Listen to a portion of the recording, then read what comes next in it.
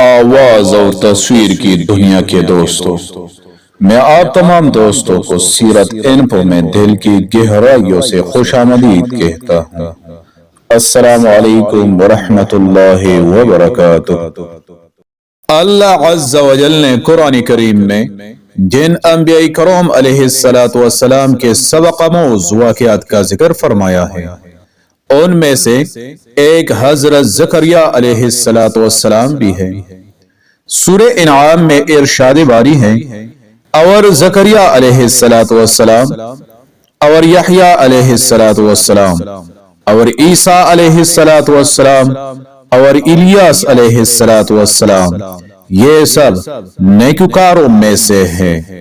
حضرت زکریا علیہ السلام حضرت سلیمان علیہ السلام بن داؤد علیہ السلام کی اولاد میں سے ہے۔ اللہ تعالیٰ نے آپ علیہ السلام کو بنی اسرائیل کی ہدایت و رہنمائی کے لیے مبعوث فرمایا۔ قرآن کریم اور سیرت و تواریخ کی کتب میں آپ علیہ السلام کی حیات مبارکہ کے بارے میں بہت زیادہ تفصیل موجود نہیں، تاہم قرآن کریم کی 4 سورتوں، سورہ آل عمران کی آیت 37 تا 41، سورہ انعام کی آیت 85، سورہ مریم کی آیت 2 سے 11 اور سورۃ الانبیاء کی آیت 79 تا 90 تک کچھ احادیث مبارکہ میں آپ علیہ السلام کا تذکرہ ہے، جن سے آپ علیہ السلام کے بارے میں کچھ آگاہی حاصل ہوتی ہے۔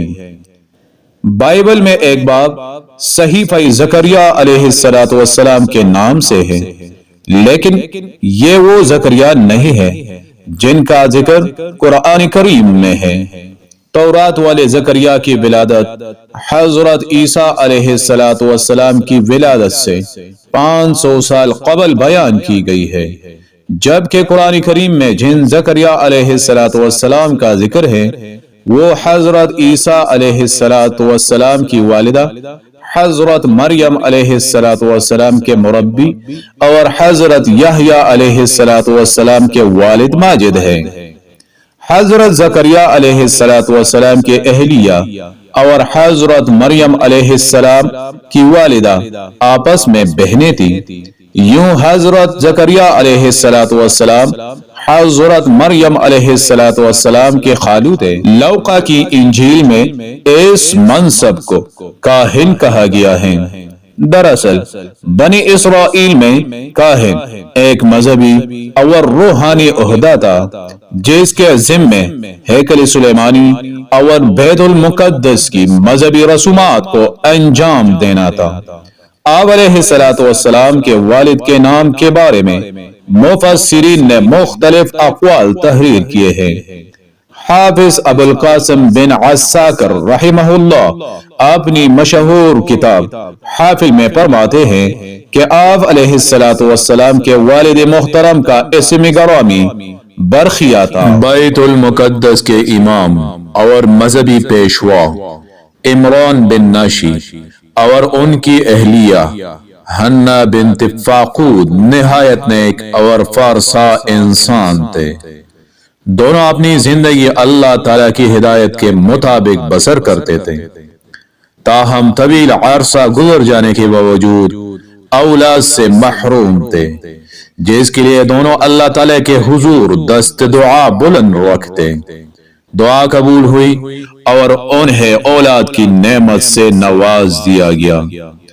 انبیاء سابقین علیہم السلام کی شریعت میں عبادت کا ایک طریقہ یہ بھی تھا کہ اپنی اولاد میں سے کسی ایک بچے کو دینی کاموں کے لیے وقف کر دیا جاتا اور پھر اس بچے سے دنیا کا کوئی کام نہ لیتے۔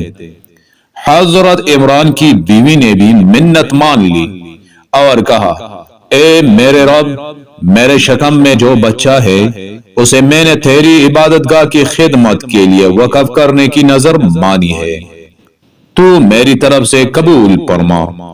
یقیناً تو خوب سننے والا اور پوری طرح جاننے والا ہے۔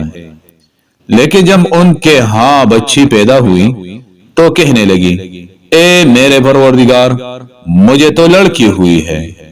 ان کی اس گفتگو میں حسرت کا اظہار تھا اور عذر بھی۔ حسرت اس طرح کہ میری امید کے برعکس لڑکی ہوئی، اور عذر یوں کہ نظر سے مقصود تو تیری رضا کے لیے ایک خدمتگار وقف کرنا تھا، اور یہ کام مرد ہی زیادہ بہتر طریقے سے کر سکتا تھا۔ اب جو کچھ بھی ہے تو اسے جانتا ہے۔ شوہر حضرت عمران کا انتقال بچی کی ولادت سے پہلے ہی ہو چکا تھا۔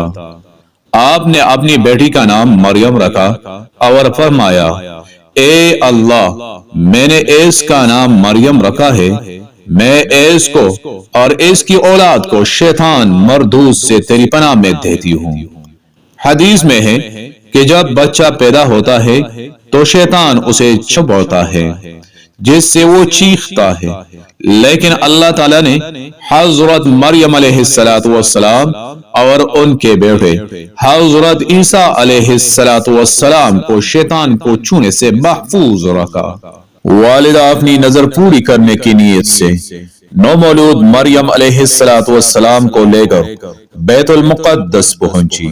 وہاں مسجد کے مجاور خادم اور کاہن موجود تھے، جن میں حضرت زکریا علیہ السلام بھی شامل تھے۔ حضرت مریم علیہ السلام کی والدہ نے کہا، اس بچی کے متعلق نظر مان چکی ہوں، اب یہ بیت المقدس کی خدمت کے لیے آپ لوگوں کے پاس رہے گی۔ چونکہ وہ حضرت عمران کی بیٹی تھی جو مسجد کے امام اور ایک روحانی بزرگ تھے، لہذا سب کی خواہش تھی کہ بچی اسے مل جائے۔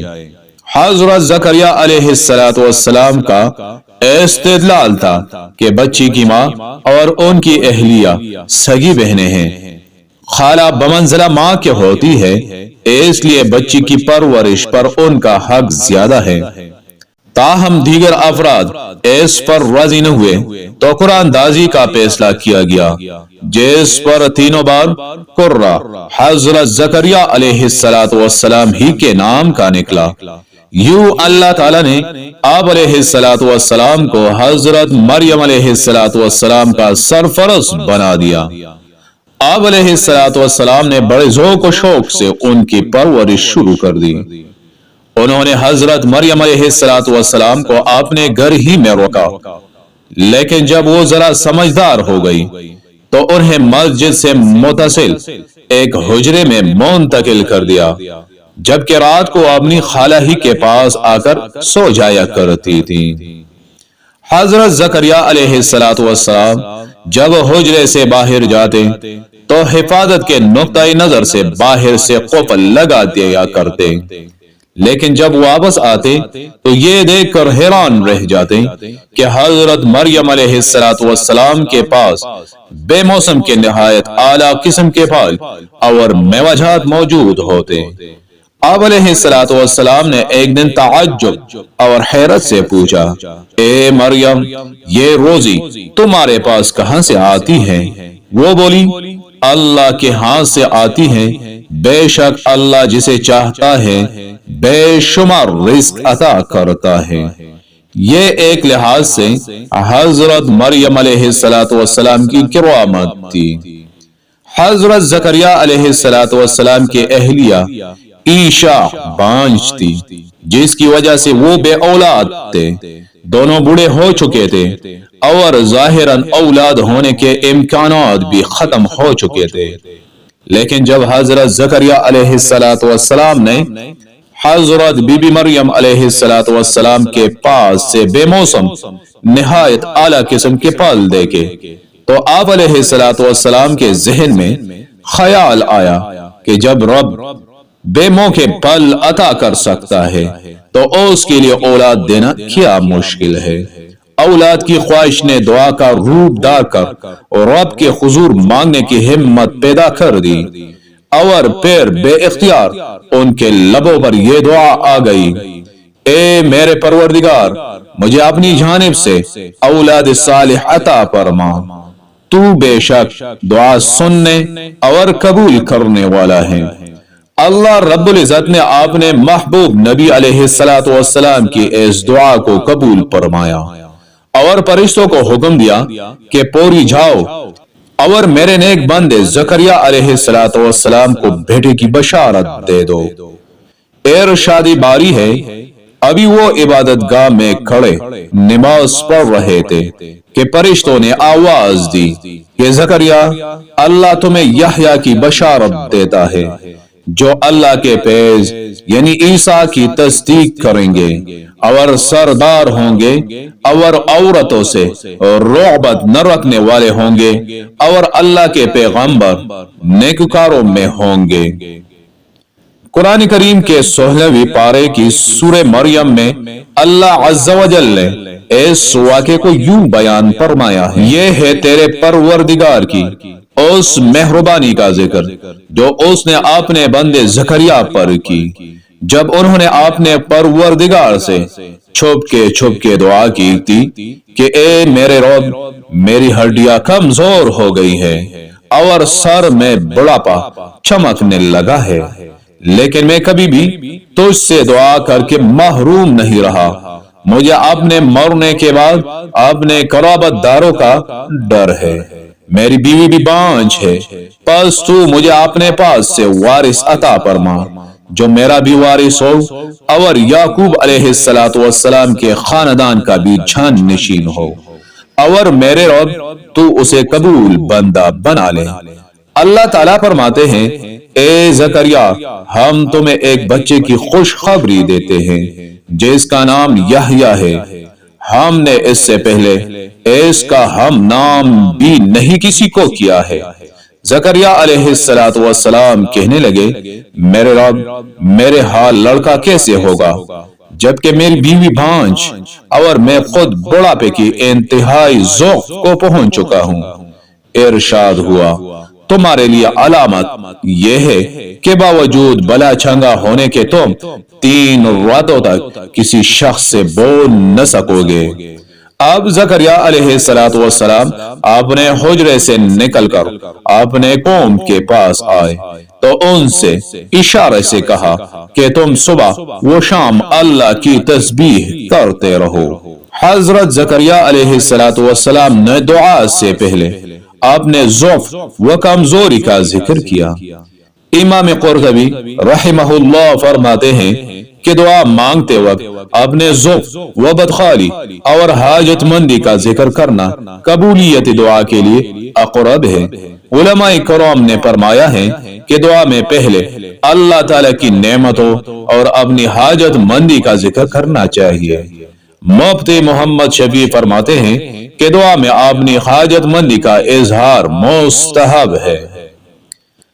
اللہ تعالیٰ نے بنی اسرائیل میں سب سے زیادہ نبی مبعوث فرمائے، ان پر اپنی رحمتیں اور نعمتیں بھی نازل فرماتا رہا، لیکن وہ ناشکری قوم ہے کہ جو بار بار نافرمانیاں کرتی رہی اور شرک میں مبتلا ہو کر انبیاء کرام پر ظلم و ستم ڈھاتی رہی، یہاں تک کہ انہیں شہید کرنے سے بھی دریغ نہیں کیا۔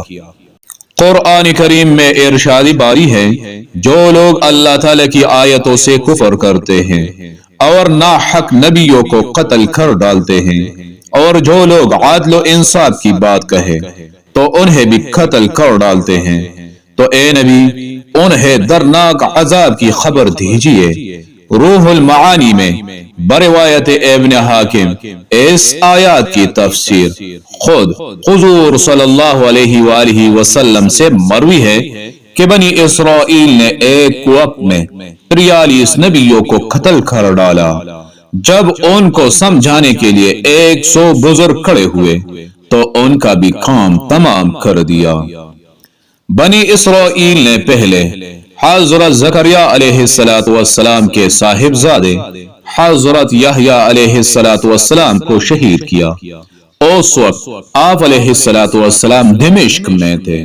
حضرت یحییٰ علیہ السلام کی شہادت کے بعد بنی اسرائیل نے آپ علیہ السلام کو قتل کرنے کا پروگرام بنایا۔ حضرت زکریا علیہ السلام کی وفات کے حوالے سے مختلف روایات ہیں۔ بعض کے مطابق آپ علیہ السلام نے اپنی طبی عمر پوری کر کے انتقال فرمایا، جبکہ بہت سے مفسرین کا کہنا ہے کہ انہیں بنی اسرائیل نے شہید کیا۔ وہب رحمہ اللہ کے مطابق حضرت زکریا علیہ السلام اپنی قوم سے بھاگے اور ایک درخت کے خلا میں داخل ہو گئے تو قوم نے وہاں پہنچ کر درخت پر آرا چھڑا دیا۔